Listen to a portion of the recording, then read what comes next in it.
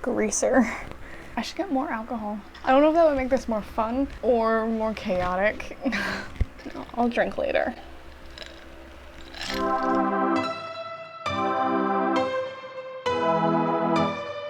Stools are not meant to be sat on crisscross applesauce. Well, it's been a little while. I've been really sad. I also turned 21, which is really weird to me. I'm also fucking quarantined, which is horrible. I'm only on like day 4, but it sucks. And I fucking need something to do, because I start school up again next week, remotely.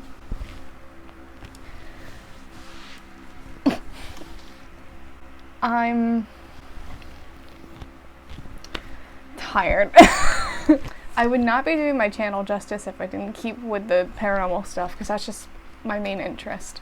So we're going to be watching Ghost Adventures again, except this time I decided to do one of the worst rated episodes of this show, which is saying a lot because this show is bad, but according to IMDb, this particular episode is really bad. I got a lot of notes, so this episode just sucks in almost like a not funny way. It's just not a good episode of a ghost show.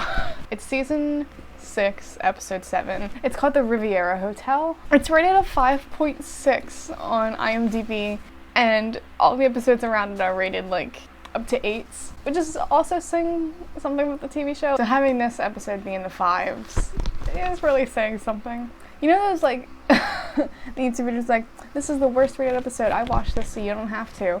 I would still recommend watching this because it's still horrible and goofy at times, but I'm gonna spoil the entire thing while doing this, so sorry.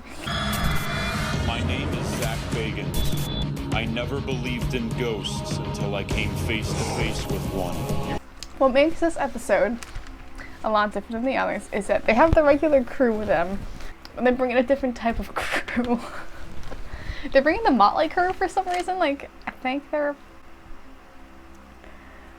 a band. I don't know, actually. I assumed that they were a band. I don't know what the fuck else they would be. Okay, they are a band. So they're in Las Vegas, and it's almost like they went to Las Vegas for like a trip and then realized like halfway in that they had to film an episode of their TV show, so they were just like, let's just go here and make up some shit. I mean, they do that everywhere they go, but specifically now, they're just like, well, we'll come up with something by the time we get there, alright? Let's go. There's some nice quotes in this early on. I believe Zach said something like, I had a meeting with the boys. I hold a meeting with the boys to go over everything we will need for this lockdown. And they're also in a hotel casino on the Strip, which means that their environment is already gonna be tainted should they get any evidence, because it's gonna be so goddamn loud where they are. It's Vegas. This is a challenging investigation. It's challenging because it's Las Vegas. Well, yeah. So they say that they have like a whole bunch of places in the hotel that they're gonna be filming in to like investigate, but they mainly stay in Frank Sinatra's suite for 25 minutes. So pretty much this was like a Frank Sinatra investigation, and the reenactments that they have for the Frank Sinatra stuff are really funny, so stay tuned. So not only did they bring in the Motley crew, they bring in a couple of other key players. They bring in a mafia expert. I've got Denny. And they bring in some guy who used to play piano like for Frank Sinatra's private parties, which I guess makes sense because they're gonna be in like his private suite. This next guy, Nick, Bruce. They have a random dude off the street a couple of times. The third guy, Hollis, is a friend of mine. And then they have a coroner. Mike Murphy is the Las Vegas coroner. And that's their dream team for this episode. Witnesses, we have no witnesses. I forgot about that. They say early on that they don't have witnesses or stories, but they have employees because it's a fucking hotel. What I'm wondering is, why are they investigating if there's no stories of hauntings? because they're verifying the hauntedness of the hotel after they already booked it for the show. And then like they interview the employees in like the break room, thanks to Nick's suggestion that the hotels usually have break rooms. Usually at these hotels they have break rooms. They like learn that there's just an eerie feeling on one of the floors and that there's like toilet paper like being thrown at people. Toilet paper was thrown at them. The toilet paper roll. Oh, I can already start to see why this is such a low-rated show. Or rather, a low-rated episode. Because it's bad. I really have nothing else to say about this, but I'm gonna put it up on the screen. Look at the way that Zach is standing, and then he sticks his tongue out at people. Hola. Bien, muy bien, ¿y tú? Can I just ask you guys something? This is so bad. Zach literally states verbatim, we came out to the Riviera Hotel. And we don't have any information. So why'd you come out to the hotel, Zach? I've drank enough to be stupid, but not enough to not care about my own stupidity.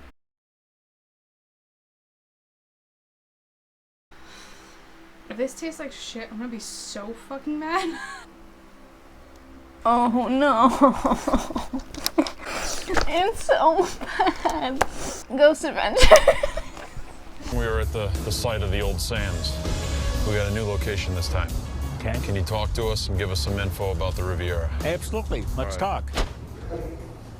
So they talk to this mafia guy, and they learn of money laundering, classic mafia. They also learn about mafia hits, classic mafia. And I know that this is said a lot in a lot of Ghost Adventures TV shows, but like the recreations are really bad. And there's this like 2-second clip of a man just like shaking a cup of ice or something. I really have no clue. And then there's also this. With their head severed. Oh, man. I wish there were more ghosts in this, because it seems like there's a lot of adventures, but not enough ghosts.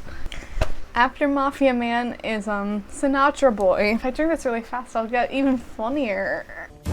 There's a certain tenseness about it. I literally thought he said tense instead of tents. Well, that sounds the same. I think he meant like camping tents. So all I thought of like was Sinatra camping. Fly me to the moon. Also, this recreation with him and the girl is fucking cutthroat. Frank, you have beautiful eyes, but I've never been a fan of your music. Like, look at his face, he's so hurt. Furthermore, why did I just say furthermore like I'm writing a fucking essay? In the recreation, Frank Sinatra's supposed to be having this outburst. This outburst is described as an explosion, and it sounds like a drama student doing like their first emotional scene. It's really bad. All of you, get out! Out of here! No, move it! Get out of here! Come on, don't waste my time! I want you out of here! Get out of here! Out! You know what else is bad? This video. There's been no ghost hunting yet. They're still going through like the history of the the plaza, the Riviera. I was thinking plaza because this picture of Johnny Cash that comes up next. This music? Looks like Joe Pesci in a wig. And I was just thinking of like Home Alone, Joe Pesci. They have this EVP from Johnny Cash, and they like layer it over his like regular voice or whatever, and Zach says it's like a thumbprint matching up perfectly. His actual voice, it was like a thumbprint exactly matching together. It doesn't match up perfectly at all, and if you had like the same, like if you had like a Johnny Cash impersonator talking, wouldn't that match up? Because it's like the same intonation. Like it doesn't have to be Johnny Cash's voice, it just has to sound similar. It doesn't have to be identical, it's not an actual fingerprint. I'm a better ghost hunter than these schmucks, and I can't even leave my fucking house right now. Please watch this coming up transition, because it's wild. You ever see anybody get caught cheating? They take him into the back room. There was no telling what you would stumble into. So they really do end up investigating Frank Sinatra like a lot more than the actual building when they do eventually start ghost hunting. But they're still building up to that because now it's time for the coroner guy to come in. Let's do this. And Zach had asked him to get like records or something so that they could see like how many people had died in the hotel over the years. So from 1993 to 2012, we had 21 cases. Please watch this scene with me and fucking wonder, why are there so many fucking camera cuts between these two people talking about records in a hotel room? Within just like 15 seconds, I counted like 10 cuts, and they're not even like stable camera cut. They're all moving and they're all from slightly different angles. With Las Vegas, a lot of the hotels and casinos, they don't publicize any of the suicides, deaths, or anything that come out of those hotels. Why should they? They want people to go there, gamble, and that's that. So Mike, the big question, okay, were you able to find any record from the Riviera address? Absolutely. We were able to run back into the 90s. Okay. And we Also, why are there fucking 21 deaths in this hotel? They need fucking liability insurance. Why am I acting high? I'm just a little drunk. They're still not investigating the fucking hotel yet. Instead, they go and play poker with this like champion dude who won like $12 million or whatever. Won a record-setting $12 million. They say that it was a mob-affiliated town. We never locked our front doors. This town was mob affiliations. And they didn't lock their fucking doors. I live between cornfields. I sure as hell am locking my doors every goddamn night. So they're like exchanging information over this like poker game or whatever. You just learn some like standard shit or whatever. But listen, the poker guy who like won all that money, he tries to tell a joke and it like does not pan out well at all. So what do you guys think? You guys believe in ghosts? How creepy would it be if you had, say, your grandmother following you around? I would never get naked. Right?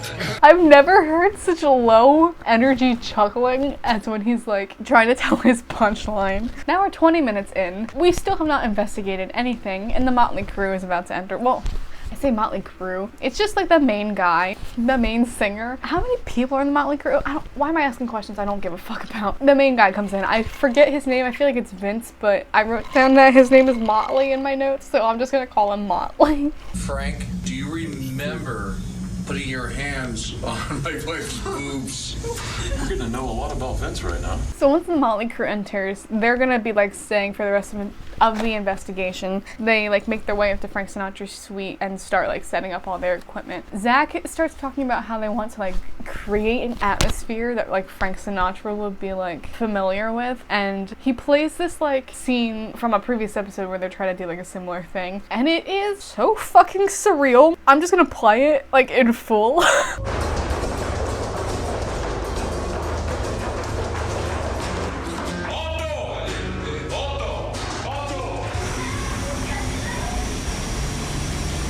It is the most chilling thing I have ever seen in my entire life. When the Motley Crew dude is walking up, I for a second thought it was that Richard Branson motherfucker.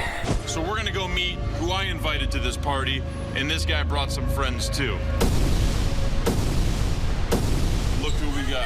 None other than Vince Neil and his whole entourage. He's like one of the richest men in the world. I don't know. I thought it was him, but like the hair looked very similar to me for a second, so I was like, is Richard Branson in the Motley Crew? How much does Richard Branson make a year? Oh, he makes $6,450,000 a year. I'm never gonna see that much money. I'm laid off right now.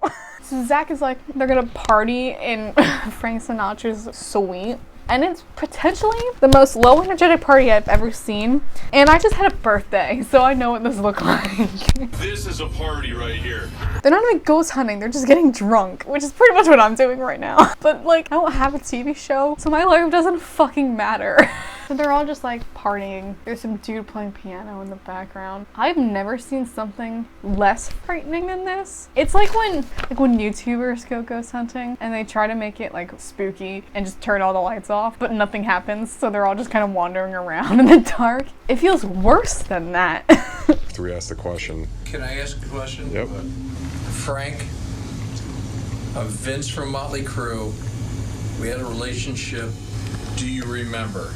Nothing is happening. It's so fucking boring. Like, this episode definitely deserved its fucking 5.6 rating, but it's also still Ghost Adventures, and you would expect that something would fucking happen, and nothing happens for like half an hour. And the episode's only 45 minutes long. And of course, because I have fucking nothing else to do, they bring out the spirit box. This is SB7 Spirit Box. Because they just have nothing else to go off of. And honestly, like, this episode just feels like it's edited really badly, and it feels like chaotic and confusing at times. It's just kind of stupid. Then there's like this melancholic scene between Zach and Motley about like Frank Sinatra.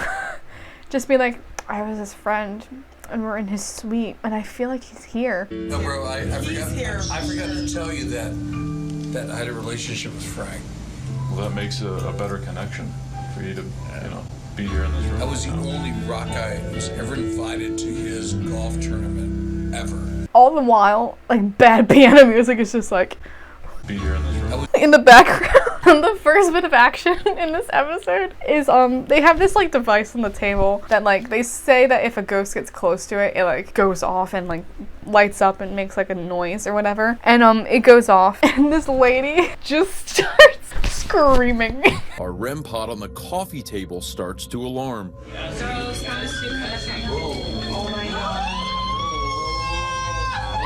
Now, like, up to this point, this is, like, the only evidence they have gotten so far. And they, like, turn the spirit box back on to see if they can, like, I don't know, capture some dumb EVP. And, surprise, surprise, they think they hear something. It's bullshit. Where are we at right now? What is the name of the hotel casino that we're at?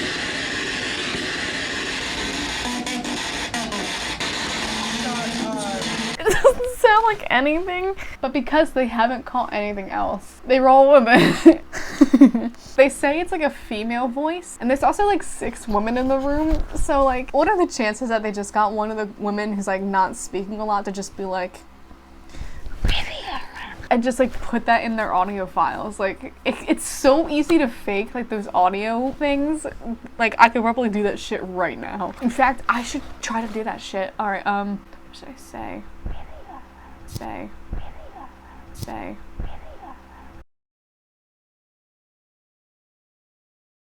So they're like starting to break apart into groups or whatever, and Motley and his girlfriend go into like Frank Sinatra's like bedroom part of the suite for more sessions.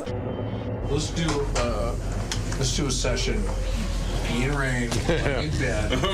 What kind of session? Yes! May I remind you, there's only like 14 minutes left of this episode. They haven't caught a goddamn thing.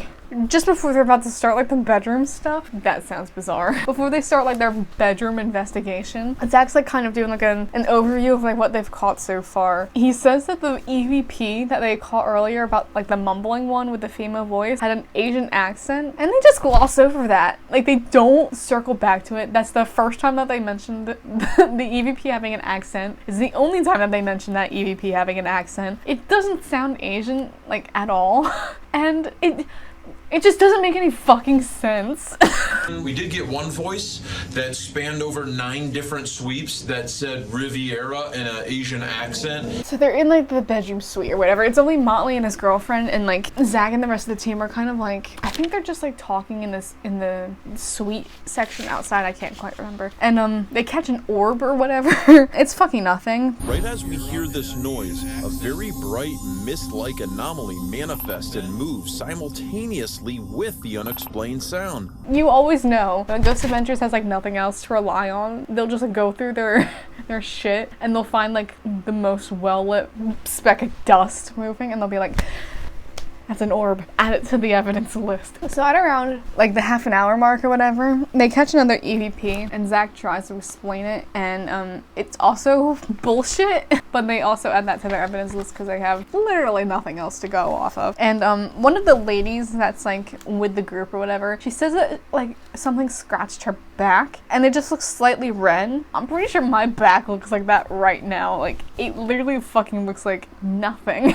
It's like my back is like burning. Are you serious? Go up. You have like all red right here. It's like burning. They're catching literally nothing in this hotel, that they literally hear a creaky noise in a 50s built hotel, and they add that to their evidence list because they have nothing else. Ghost Adventures is obviously bad, but this episode is just the fucking worst in terms of them investigating, because they don't do any investigating. It's all just them being like, I don't know. Kidding me? At the same exact moment Vince asks for a response, he does indeed receive some unexplained knocking sounds. Knock on the wall. Just go like this.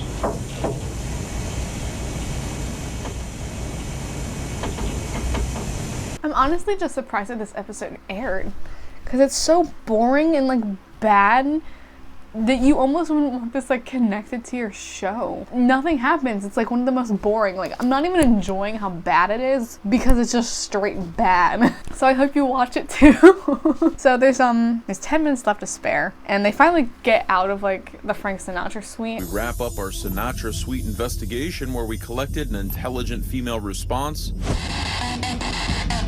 some visual anomalies accompanied by unexplained sounds, Asian accent. What was that? and one of our skeptics was touched with red marks left on her skin. And they go to the 9th floor, which they said was like set aside for their investigation. I hate that like Zach always has to emphasize how dark it is because it's like we see the night vision, but obviously it's dark for them. Sealed off. Completely dark so we can see in the infrared spectrum of light that our eyes cannot, where these night vision cameras can pick up anomalies in ectoplasm. Which is like, we're not babies. You don't have to tell us it's dark, like the lights are off. Motley and his girlfriend, like, they're the ones who are sent up to the 9th floor or whatever, and everybody else is at base camp for the time being. And they start arguing over like room numbers, I think, in this dark hallway. This is it, baby. No, 900. 900.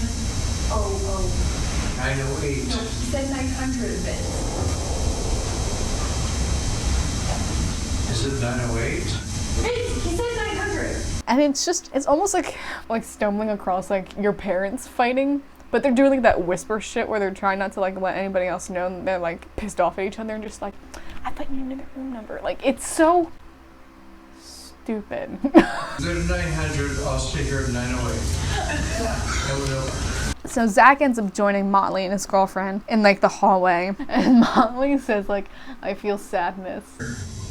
Feel sadness. And I literally wrote, me too. Also, it cuts back to Aaron at base camp, and he's wearing this like weird t-shirt or whatever, and it looks like his spine was like ripped out and like placed on top of his shirt. And those spirits might be connecting with him. We're almost done, so we're gonna keep it going. They go into like one of the rooms on the 9th floor, and they all start saying that they feel cold or whatever, which is stupid. They catch on their EVP, and I'll admit, like, when you first hear it, it's kind of creepy because it's like this dark, gravelly voice. Can you tell me the name of the guy that's sitting on the bed right now, or the girl?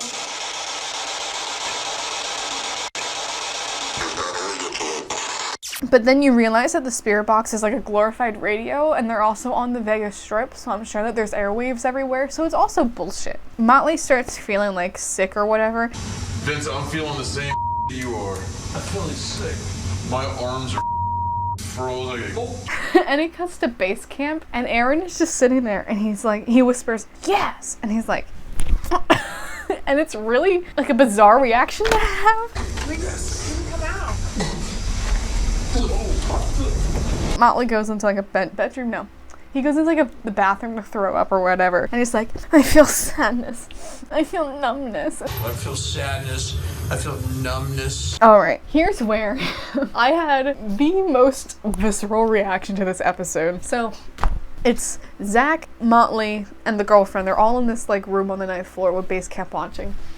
And Motley's sitting there and he's having this like physical reaction to something. It's very obvious that he's not feeling well, which I get. Like, you can still have like, there could still be no ghosts, and you could still have like a tense body, and your body just reacts to like how it reacts. But Zach's voiceover comes on, and it says that pretty much Motley is having symptoms of a heart attack. What Vince does not know is that while he is describing symptoms of a heart attack with numbness in his hands and pain in his left shoulder and arm, My hands and my arms can't move. And the coroner earlier had stated that people in the hotel have had cardiovascular injuries and deaths. Remember, there's been 21 of them. earlier received confirmation from the Las Vegas coroner that documented deaths from cardiovascular attacks occurred here. And now this motley guy is having symptoms of a fucking heart attack. He's also in like his late 50s, so that's like a peak time for heart attacks to happen. He could be in a lot of trouble.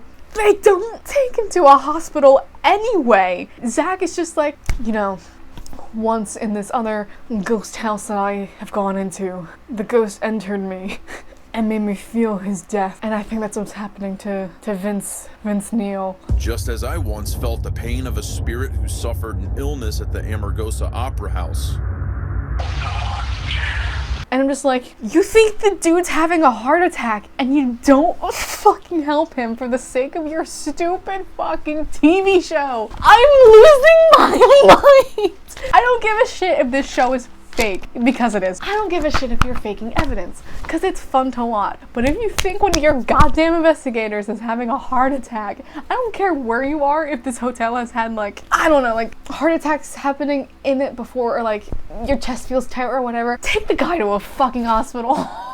It's just so fucking stupid. We believe Vince may be feeling the pain from a spirit who died at the Riviera, or possibly in this room. And that's the end of the episode.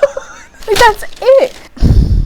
It ends with this motley crew dude potentially having a heart attack, a shitty EVP, and no fucking ghosts. And the hotel isn't even there anymore. Like, I looked it up to see how old it was, and it was demolished like 4 years after the episode came out in 2016. Well, I can see why it was the lowest rated episode.